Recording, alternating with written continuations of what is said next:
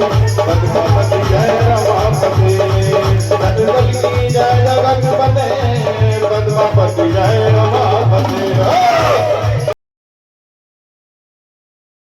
राम राम दोस्तों, स्वागत है आपके अपने YouTube चैनल पूनम संबल पर। चल रहा है ऐचोड़ा कल की धाम का, जहां अवतार होने वाला है, तो वहां चलना है। पहले लेंगे बच्चों को स्कूल से और फिर चलेंगे। लेट तो खैर हो गए हैं, 12:30 के लगभग बज गए हैं, फिर भी दिखाते हैं क्या चल रहा है वहाँ।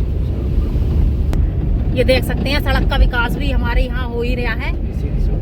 हाँ, सीधी जो है ऐसा बिल्कुल सीधी कल की धाम तक जा रही है और साइडों में भी साफ सफाई हो रही है, बिल्कुल बढ़िया। हो सकता है कि हमारे गांव की भी सड़क बन जावे, हमारी भी गांव की भी सारी टूटी फूटी हो रही है। चलिए पहुंच चुके हैं अब ऐचोड़ा कंभों में।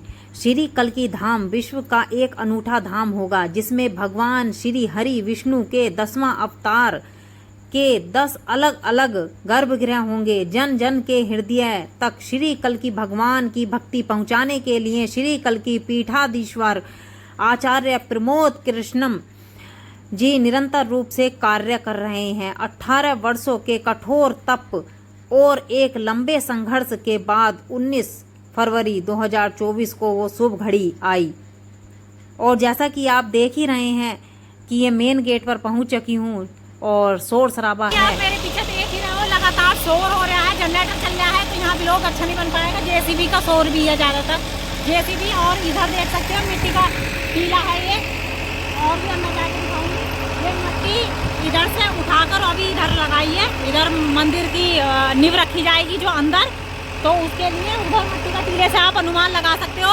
इतनी बड़ी बड़ी ये मेरे पीछे जो है टन की है, तो इतनी टन की का मतलब तो शिलाओं से मंदिर बनेगा। 10 टन की एक शिला 10 टन की है।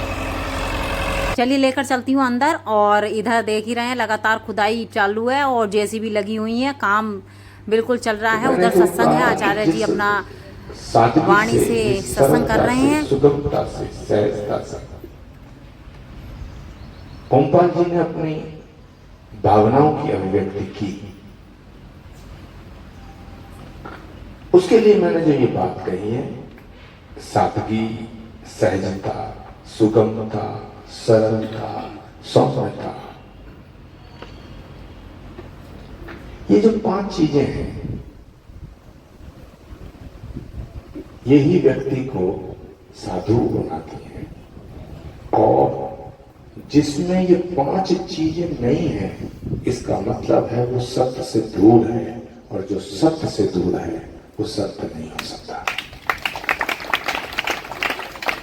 संत कौन हो सकता है, मैं अभी इस पे बात नहीं कर रहा हूं।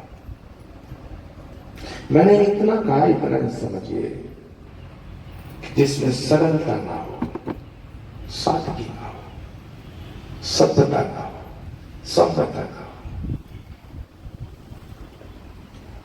ये सब लक्षण हैं संत होने के। क्यों है? क्योंकि जिसमें सत्यता नहीं होगी उसमें सहजता नहीं होगी। जो स्टेबिलिटी है,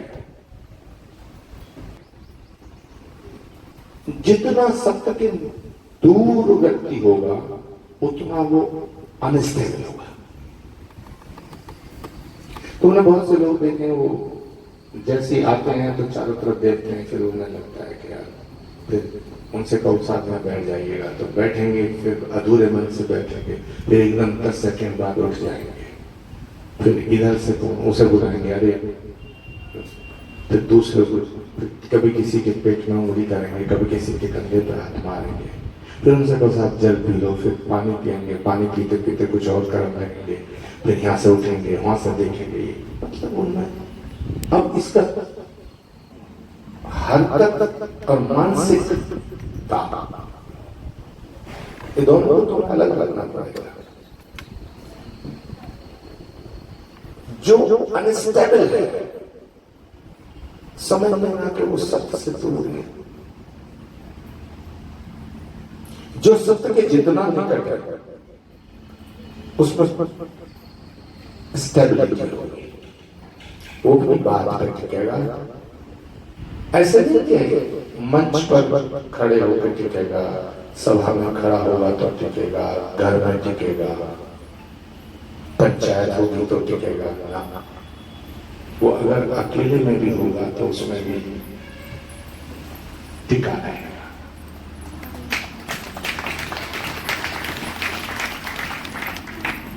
तुमने त्रेता की, सतयुग की, द्वापर की बड़ी कथाएं सुनी होगी। थोड़ी देर को चिंतन करना, अभी चिंतन करने का आपको मौका नहीं मिल पाता होगा, क्योंकि बहुत अच्छी बात लगी मुझे। मैं सुन रहा था जब कहा गया कि भाई जो उसे काम करना होता है उसके सिवाय सब काम करता है। जिस कार्य को करने के लिए तुम आए हो, तुम्हें मनुष्य बनाया है परमात्मा ने, तुम्हें मानव दे दी है, पर तुम पे समय नहीं है। थोड़ी देर को सवाल करो कि भाई आप हमारे यहाँ सत्संग में आ जाना, तो आप कहोगे साहब आता तो जरूर, लेकिन समय नहीं है। अच्छा ठीक है, समय नहीं, ये नहीं सोचता जिसने तुझे जिस काम के लिए समय दिया है उससे तू नजर बचाना चाहता है। अगर एक पल पर भी उसने नजर बचा ली तो फिर क्या होगा? नजर फेरने की तो बात ही छोड़ दो, नजर टेढ़ी करने की तो बात ही छोड़ दो।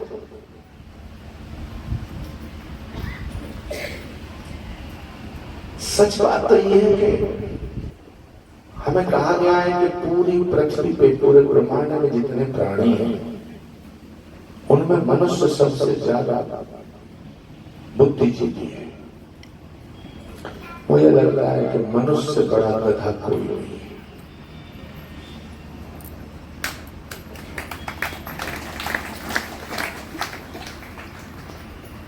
अब ये मैं जो बोल रहा हूं ये आप 1500 लोग सुन रहे हैं ऐसा नहीं है, इसे सोशल मीडिया के माध्यम से पता नहीं लाखों लोग दुनिया में सुन रहे हैं। वहां सब में चर्चा हो जाएगी, जब अभी होनी शुरू होगी या ये क्या कहते हैं, क्योंकि वो भी जो सुन रहे हैं वो भी अपने आप को मनुष्य समझ रहे हैं। तो मैं जो कह रहा हूँ ऐसा लगेगा जैसे मैंने उन्हें गधा कह दिया, ऐसा नहीं है। मुझे क्या हक दिया है मैं मनुष्य को गधा कहूंगा?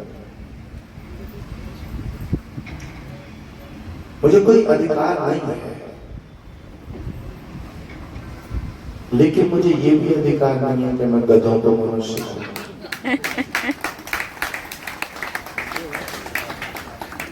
मेरी कोई ये बाध्यता नहीं है कि मैं गधों को मनुष्य, माना कि मुझे ये अधिकार नहीं है कि मैं मनुष्य को गधा कहूं, लेकिन मेरी ये मजबूरी थोड़ी है कि मैं गधों को मनुष्य कहूं।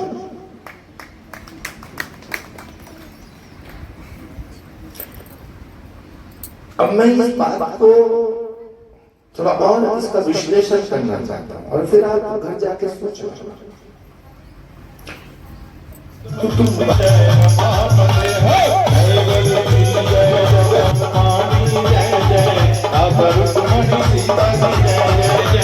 काल विनाशिनी काली जय जय, राधा रुक्मणी सीता की जय जय, जय कल की जय जगतपते, पद्मपति जय रमापते, पद्मपति जय रमापते, जय कल की जय जापते, जय कल की जय जगतपते, जय जगतपते, पद्मपति जय रमापते, जय कल की जय जगतपते।